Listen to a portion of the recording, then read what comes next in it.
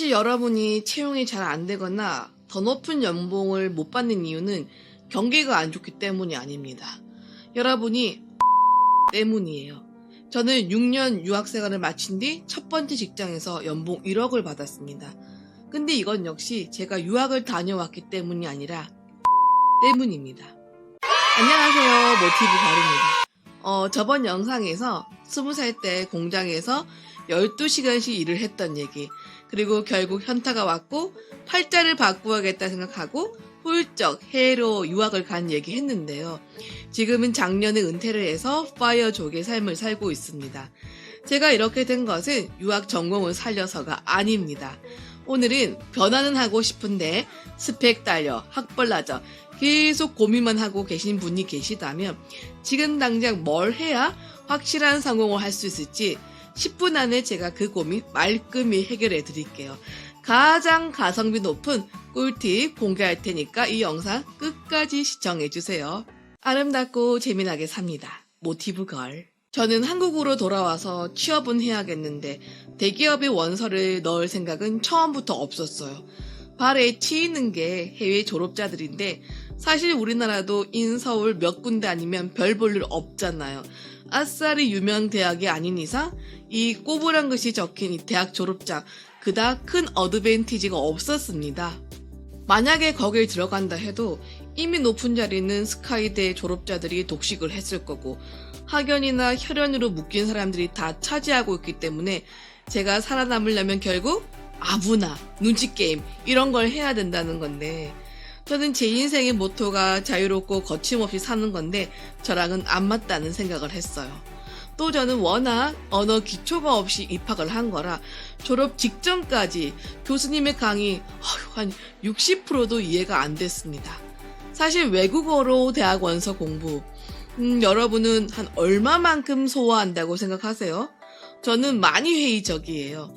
어쨌든 6년을 다녔지만 졸업을 해도 실제로 머리에 남는 게 없으니까.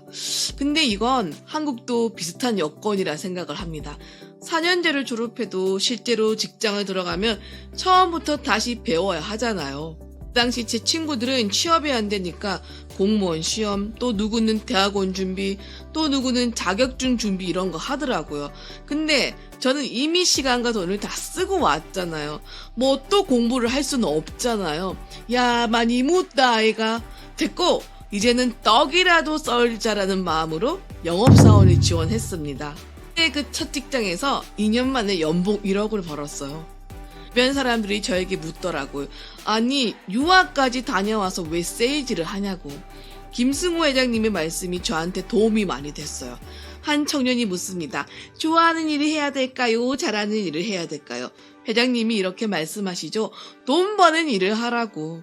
저처럼 검색하지 않으면 아무 데도 나오지 않는 대학을 나온 사람들이 갖고 있는 한 가지 큰 문제점이 있습니다.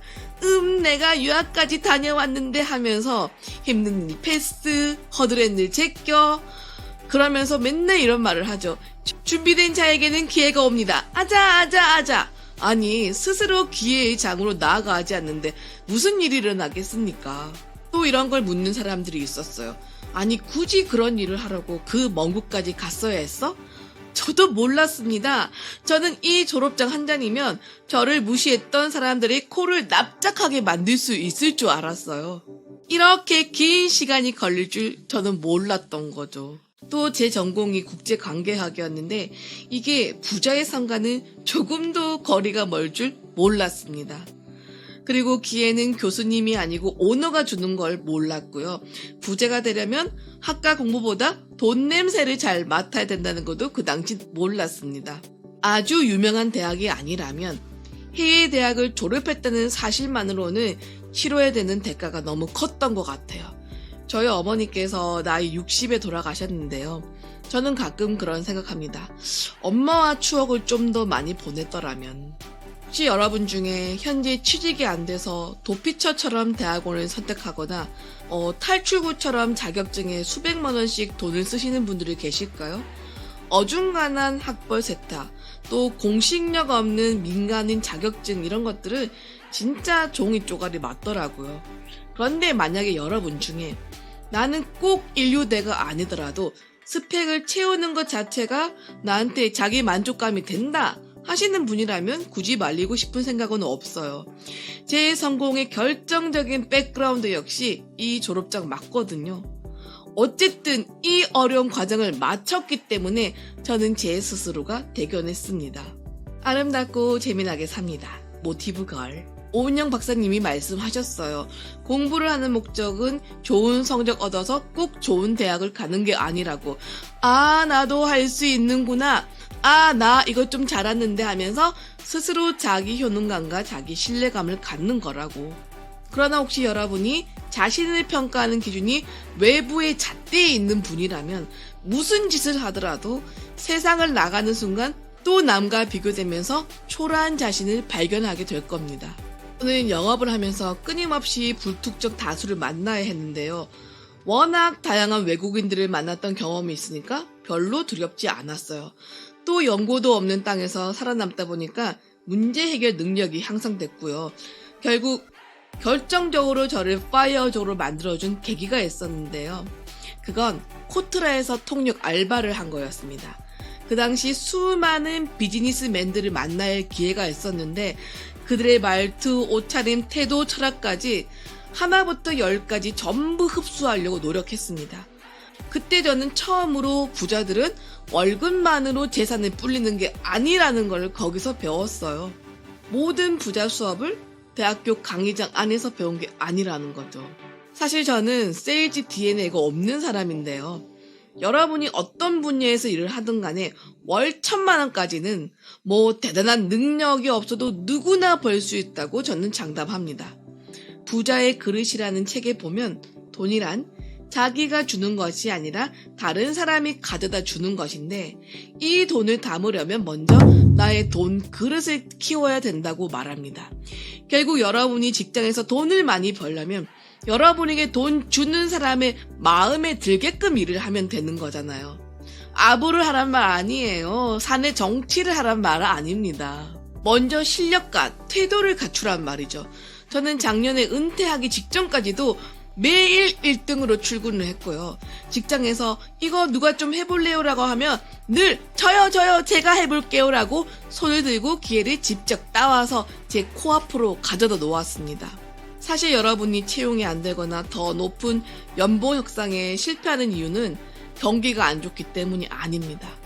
여러분 안에 그 오너가 요구하는 실력이 없거나 태도가 아직 훌륭하지 않기 때문입니다. 흥미로운 건요, 우리는 늘 경기가 어려워서 취직이 어렵다고 말하지만 또 막상 경영자들은 쓸만한 사람이 없다고 말하잖아요. 여러분에게 기회가 주어지지 않는다고, 세상이 여러분을 도와주지 않는다고 외부 세상만 탓하기 전에 변화하지 않는 여러분에게 분노를 하세요. 아름답고 재미나게 삽니다. 모티브걸. 물만 부으면 컵라면이 되니까 어느 순간 본질적인 지식, 현장 업무는 배우려 들지 않는 그 태도 때문에 변화되지 않는 거거든요. 끝으로 부자로 사는 게 목표이다 하신 분들께만 알려드리는 꿀팁 공개하겠습니다. 나는 가늘고 길게 살고 싶어 하는 분들에게는 좀 안 맞는 얘기일 수도 있습니다. 이 방법은 수많은 자수성가들이 이미 반복해서 한 얘기이기도 한데요. 제가 만약에 20살로 다시 돌아가라고 한다면 저는 딱 이렇게 할 것 같아요. 내가 아예 공부를 잘해서 교수나 박사가 될 사람이 아니라면 좋아하는 분야를 딱 하나를 정해요. 그리고 단 이게 돈과 관련된 분야여야 됩니다. 그리고는 6개월 이상 휴학을 하든 휴직을 하든 한 군데 틀어박혀서 그 분야의 책을 최소한 50권을 읽을 겁니다. 이러면 웬만한 대학원 전공자보다 더 많은 책을 읽게 되는 겁니다.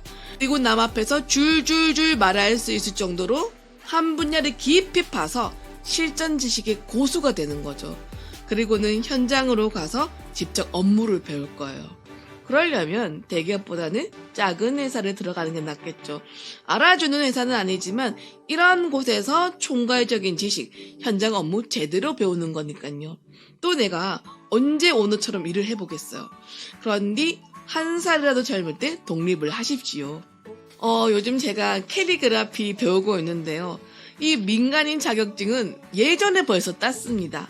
근데 이걸 땄다고 제 실력이 향상되는 건 아니잖아요. 글씨는 쓰는 순간 뾰록 나는 거니까요.